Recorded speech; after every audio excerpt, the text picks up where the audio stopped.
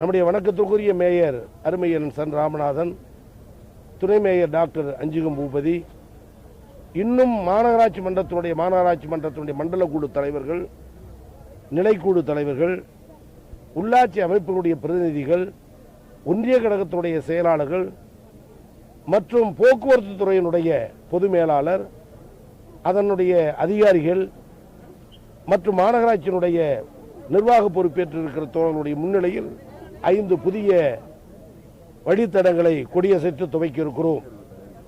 ஒவ்வொரு பேருந்தும் சுமார் 1 கோடி ரூபாய் செலவில் கட்டமைக்கப்பட்டு 5 பேருந்துகளை இயக்கியிருக்கிறோம். கட்டுமான செலவு 4.25 கோடி. இந்த 5 பேருந்து வழித்தடங்களில் 3 புதிய வழித்தடங்கள் நம்முடைய பழைய பேருந்து நிலையத்திலிருந்து புதிய பேருந்து நிலையத்திற்கு செல்வதற்கு வசதியாகவும், 2 பேருந்துகள் புதிய பேருந்து நிலையத்தில் பழைய பேருந்து நிலையத்திலிருந்து வள்ளத்திற்கு மருத்துவக் கல்லூரி வழியாக செல்வதற்கும் வழிவகை அமைக்கப்பட்டுள்ளது. இந்த தாழ்தள வசதி படிக்கட்டுகளுடைய பேருந்தில் மாற்றுத்திறனாளிகள் எளிதில் ஏறுவதற்கும் அவர்கள் வீல் சேரிலேயே உள்ளேயே அமர்ந்து பயணம் செய்வதற்கான இடவசதி உருவாக்கப்பட்டுள்ளது. இந்த பேருந்து கட்டுமணி நடக்கும் பொழுது முதலமைச்சர் போக்குவரத்து துறை அதிகாரிடத்தில், அமைச்சரிடத்தில் அடிக்கடி கலந்து பேசி அனைத்து வசதியும் உடைய பேருந்தாக இருக்க வேண்டும் என்ற வேண்டுகோளுக்கு ஏற்ப இன்னைக்கு இந்த வசதியோடு பேருந்தை துவக்கி இருக்கிறோம்.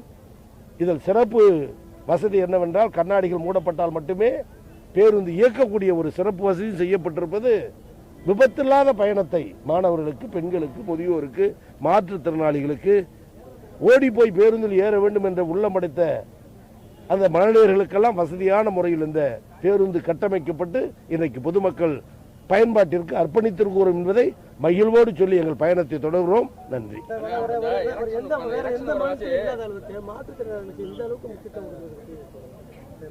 முதலில் மாற்றுத்திறனாளிகள் என்ற அற்புதமான ஒரு திட்டத்தை அறிவித்து பெயர் மாற்றம் தந்து அதற்கு ஒரு புதிய வெளிச்சத்தை தந்த முதலமைச்சர், தன்னகரலாத தலைவர் டாக்டர் கலைஞர் அவர்கள்.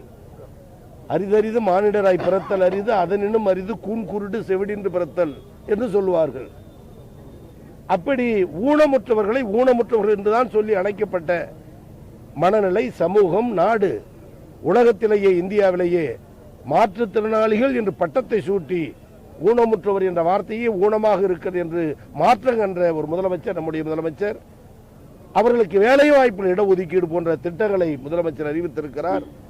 மாதாந்திர உதவித்தொகையை அறிவித்திருக்கிறார். மாற்றுத்திறனாளிகளுக்கு தேவையான கருவிகள், உபகரணங்கள், காது கேளாதர் கருவி, கண்ணாடி, கைக்கட்டை, மோட்டார் பொருத்திய 3 சக்கர வண்டி, கைகளால் ஓட்டிச் செல்கிற 3 சக்கர வண்டி உள்ளிட்ட அனைத்து வசதிகளையும் அரசு நிதி உதவியில் செய்திருப்பது என்பது மாற்றுத்திறனாளிகளுடைய மறுவாழ்வுக்கு வித்திட்டது நம்முடைய தமிழ்நாடு முதலமைச்சர் அவர்கள்.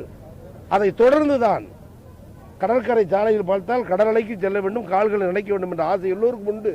ஆனால் மாற்றுத்திறனாளிகளுக்கு இல்லை. இதை உணர்ந்த நம்முடைய முதலமைச்சர், தன்னகரலாத தலைவர் தளபதி அவர்கள் மணல் பாலத்திற்கு இடையே பாலம் அமைத்து அந்த 3 சக்கர வண்டிகளில் மாற்றுத்திறனாளிகளை அழைத்து சென்று கடற்கரை அனலில், கடல் மணலில் கால் பதிக்கிற ஒரு மகிழ்ச்சி உருவாக்கி இருந்த ஒரு மாநிலமும் தமிழ்நாடு தான்.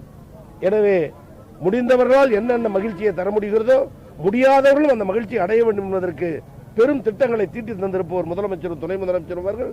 அந்த வகையில் இந்தியாவிலேயே மாற்றுத்திறனாளிகளுக்கான ஒரு மறுவாழ்வையும் மனமகிழ்ச்சியும் தந்து கொண்டிருக்கிற முதலமைச்சர் நம்முடைய முதலமைச்சர் தளபதி. தேர்தல் செமஸ்டர் தேர்வுகள் எல்லாம் பல்கலைக்கழகத்தால் வரையறுக்கப்பட்ட தேதிகள், கல்லூரி பல்கலைக்கழகம் துவங்குவதற்கு முன்பு வரையறுக்கப்பட்ட விஷயம். இது தேர்தல் ஆணையம் நன்றாக அறியும். எனவே விடுப்பு காலங்களில் தேர்தல் நடத்துவதற்கான விதிமுறைகளை தான் தேர்தல் ஆணையம் மேற்கொள்ளும். அந்த வகையில் தான் நடக்குமே தவிர தேர்தலுக்காக முன்னாடியே தேர்வு என்பது இல்லை.